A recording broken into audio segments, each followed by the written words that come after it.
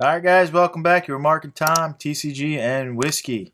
We're going to be going over UFC Vegas 34, Gastelum versus Cannonier.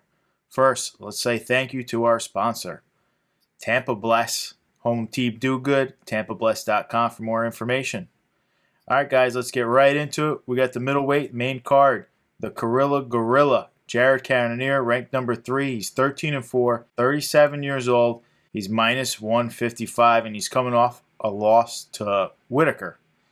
Kelvin Gastelum, ranked number 9, 17-7, with one no contest. He's only 29 years old, and he's plus 135, and he's also coming off a loss to Robert Whitaker. Tom, what do you see going on here? We got kind of an interesting matchup, to say the least. What do you see happening here? Big power out of Gorilla, or? Yeah, I mean, this is a tough one here, man. This is a good matchup. It's not an easy pick here. One side, you got the American Jared Cannonier, 13-5 overall, 6-5 in the UFC. He's 5'9" in height. Gastelum on the other side, the American, is 5'8" in height, but Cannonier has a 6-inch reach advantage. As you mentioned, Cannonier coming off that unanimous decision loss to Whitaker, but that was back in October 2020, so he's been on about a 10-month break here. Kelvin Gastelum on the other side, 17-7 with one no contest overall, 11-7 with one no contest in the UFC. He's a black belt in 10th Planet Jiu-Jitsu, and he's got that junior college, NCAA junior college, the NJCAA wrestling background. He's coming off a unanimous decision loss to Robert Whitaker as well, but that was in April 2021. So just, not as far back. He's been a little busier than Jared. Where do I see this going? I mean, this is a real tough pick, but I'm going to go with Kelvin by decision here. Kelvin, decision, I like it. I'm right with you. This really depends to me which Kelvin shows up. I'm giving the edge to him here. I know it's kind of the underdog pick. Well, it is the underdog pick, not the comp pick. The thing is, he has a chin to deal with Cannonier's major weapon of power. I give him the cardio edge, too, even though he's not a runner. We've seen him try to race Whitaker. I give him the wrestling edge as well. It's hard for me, but I'm going with Kelvin by decision also. I just think he has more tools. I think he's craftier. Would I be surprised if Cannonier goes in there and knocks him out? No. But if we get the Kelvin that shows up that gave Adesanya that kind of fight, he's not an easy guy to beat, period. Super chin. And both these guys... He's never been knocked out, I wanted to say... And both these guys, have really their losses and even some of their wins are against top-tier people. Yeah. So no knockouts. These guys don't... or he's never been knocked out, Gastelum. And even Jared his losses are against top-tier people as well. I mean, these guys don't... They fight top-tier. Yeah. They fight the top tier. Thing is, I think the Gorilla should have been at this weight class a while ago, not fighting heavyweight. He looks better. He looks stronger. He looks super healthy. Problem is he's 37 now. That's the major issue. He's getting a little older. I mean, he was a heavyweight at one point. That's what I'm saying. I feel this is the right weight for him. I feel this is the one he should have found this one a while ago, and we might have seen him as a champ. But he's 37. He's not too old for the division, but it's a little bit older for the division. Now, as far as the card market goes, hey, Cannonier, like I said, I think he looks good. Once he moved down a weight, he looks better. I feel he just did it a little late in the career. So unless you're a big fan, I just don't see his cards as investable at this time. And Kelvin, most people don't realize how long Kelvin's been around for. Just such a long time. His card's like 2009, 2013 Bloodlines with all those guys. And he's still not very well known to anyone outside of hardcore fans. So he's a sell. Just even though he's fighting top guys, I believe he's just not well known enough to any casual fans, which is where you really have to be to gain value and be investable in the card market. But let's move it right along. We got a lightweight bout. We got a legend here. Clay Guida, the Carpenter. Mm-hmm. He's 36-17. He's plus 145, and he's 39 years old. His last fight was a win against Michael Johnson. His record has been all over, though. He's got a win, a loss, a win-win, a loss-loss. He's going up against undefeated Mark Madsen, who's 10-0. He's a minus 165 favorite.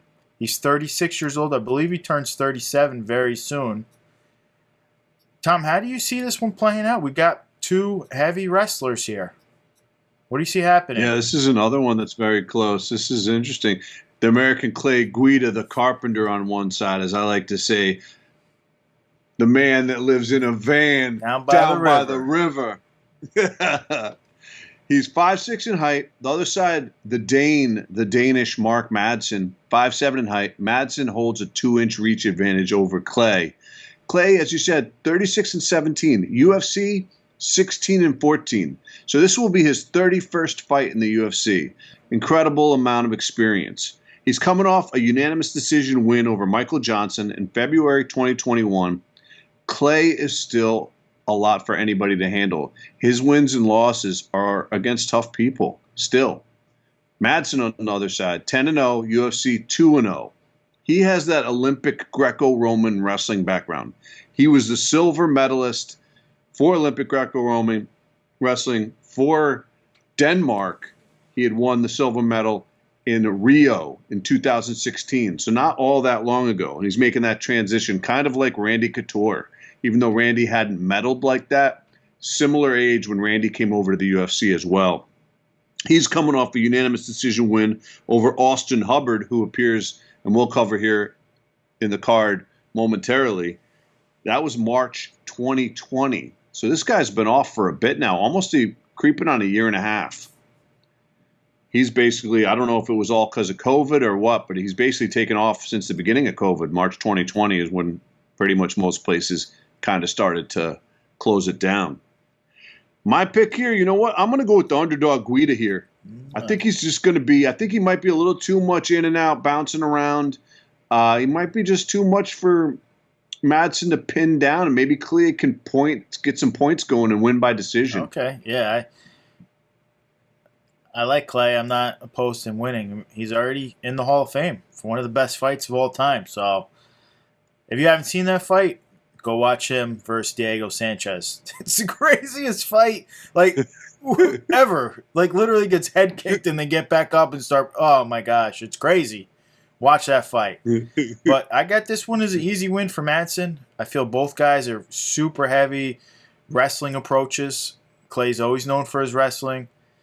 And I just feel Madsen's got, like you said, not that long ago, he's the silver Olympic champ. He just seems, plus he definitely has less wars on his body.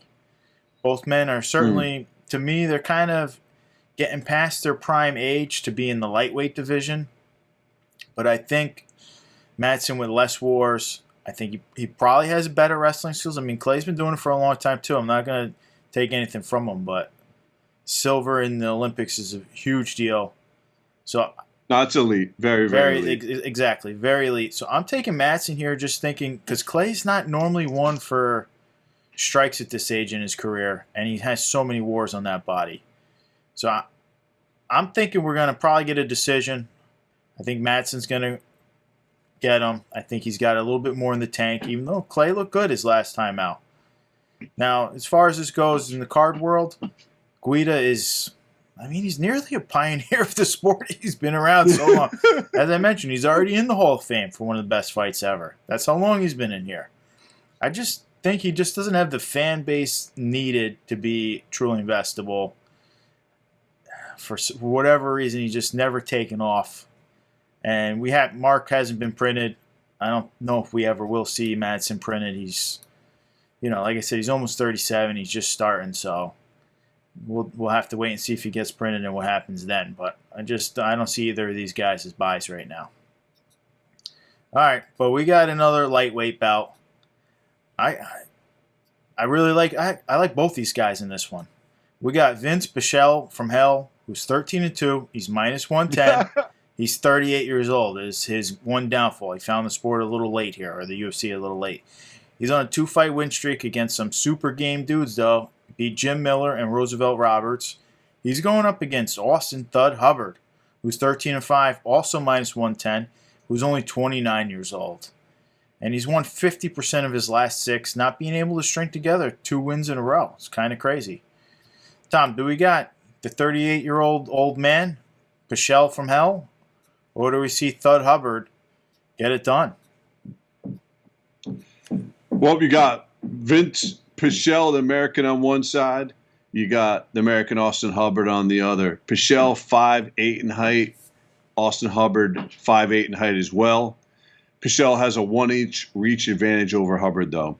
Pichel, 13-2 overall, 6-2 in the UFC. He's a black belt in BJJ, and he's coming off that unanimous decision win over Jim Miller in August 2020. So it's been about a year since he's gotten in the cage. On the other side, Hubbard, 13-5 overall, 3-3 in the UFC. He's coming off the unanimous decision win over Dakota Bush in April 2021. So he's been a little bit more active more recently than Pichel. Who am I going to go with? Pichel, just the look of him reminds me of like a potential character in a Guy Ritchie movie, like Lock, Stock. He just has that look. I'm going to go with him. I'm going to go with the older guy. I believe, is he the underdog as well? No, it's even. It's even. We got to pick up. It's even. Okay, I'm going to go with Pichel by decision here. Okay. Yeah, this is a tough one here because I like both guys. I want to go ahead and give the nod to Vince on this one, on how good he looked in his last couple fights. He looked so great. But the age disparity and the fact that Austin looks a little bit better every time he goes out there, I got to go Hubbard by decision. I'm taking Hubbard by decision, and it's not one that I would like to really put any money on. I feel like Pichel has a great shot at winning. I just feel that age difference it's a lot for me to get over. 38 is definitely getting up there, but even though he's looked great, 29 and improving, and he's active. So I think we're going to see a better Hubbard than the one we saw last time, and he hasn't looked bad. He's looked good. He just can't seem to string together 2 wins in a row. Now, neither of these guys are printed at this time. This card was a little bit light for, let's say, action stars in this one. So we'll have to reevaluate at a later date. I'm not sure if we'll see Vince Pichel printed or not. I would imagine we'll see Austin Hubbard, though. I don't think he's going anywhere. He's got a lot more fights in the tank. I think we'll see him printed. All right, let's move it right along. We got the flyweight belt. All right, this is my pick of fight of the night right here. Yeah, this is a good one right here. This is the most exciting fight on the card for me, personally. We got Alexandre Pantoja, the Cannibal, who's ranked number 3 right now. He's 23-5. He's the minus 165 favorite. He's 31 years old. He's going up against Brandon Royval, who's ranked number 6, who's 12-5. He's a plus 145 underdog, and he's only 29 years old. Tom, how do you see this one going? Man, this is another one that's a tough. These fights are not easy picks here by any means. No. You got the Brazilian Alexander Pantoja on the one side, the Cannibal. It's a very wild nickname, almost on the lunatic level. You know what I mean? I like it. 5, yeah. I like both these guys. I don't know. Right It's here. wild, though. I like it.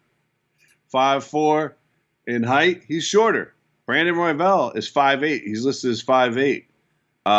But reach advantage is about the same. I think it was like a 0.5 half-inch, so I didn't even mention it. It was basically even. The American Brandon Royval on the other side.